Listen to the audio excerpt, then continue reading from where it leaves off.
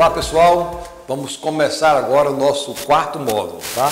Que trata da perícia e da assistência técnica nos tribunais. Essa é uma área muito rentável, né, para os corretores de imóveis e que por isso os corretores ficam ali desejando fazer as suas perícias, né, dentro dos tribunais. Eu pessoalmente adoro fazer perícias, né?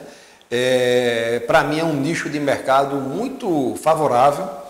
Eu praticamente, não vou dizer todo mês, mas eu tenho em média ali de 6 a 8 perícias, né, por ano dentro dos tribunais, e isso me deixa numa situação muito confortável, porque você aprende, né, a interpretar. É muito importante os corretores, quando vão fazer uma perícia, não é só entender o imóvel, né, o que o juízo que o nomeou o perito, né, porque precisa essa nomeação judicial, né? O que é que ele deseja, se é alugar, se é saber o preço de venda, de aluguel, de imóvel, não.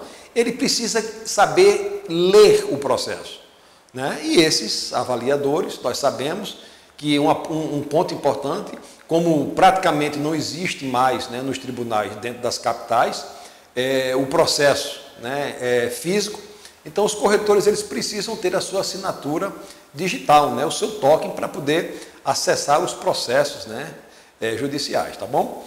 Então, o primeiro ponto que eu quero dizer para vocês é o seguinte: o perito, o corretor perito, eu falei no módulo passado, o fato dele ser avaliador, ele não se torna um perito. Para ele ser perito, ele precisa ser nomeado pelo juiz, fazer perícias, né? Então, ele recebe a denominação de perito. E o perito, ele tanto pode ser nomeado pelo juiz, que é o chamado perito judicial, como ele também pode fazer, né, a assistência técnica processual, né, que também se denomina, né, de perito das partes ou perito particular, tá certo? Ou perito assistente técnico, né?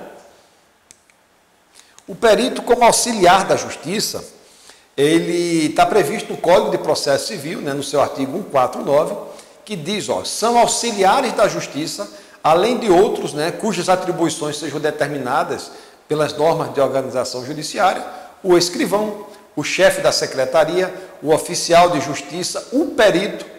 Veja que a função do perito está prevista em lei, tá? E o perito, como auxiliar da justiça, ele goza de fé pública. Então, o que o perito diz no seu laudo, ele não precisa comprovar, né? É importante no laudo ele fundamentar. Mas se o perito disser, por isso que a perícia, né, um laudo de avaliação, ele deve ser a prova da verdade. Se o perito disser que ele conseguiu aquela informação com o dono de uma farmácia, com o funcionário de uma padaria, veja, aquela informação do perito tem fé pública, presume-se como verdadeira. Por isso que um perito que falta com a verdade, ele responde, nós vamos ver aqui, né, ele responder inclusive a processo criminal, ok? Então, todas as informações devem corresponder à verdade dos fatos.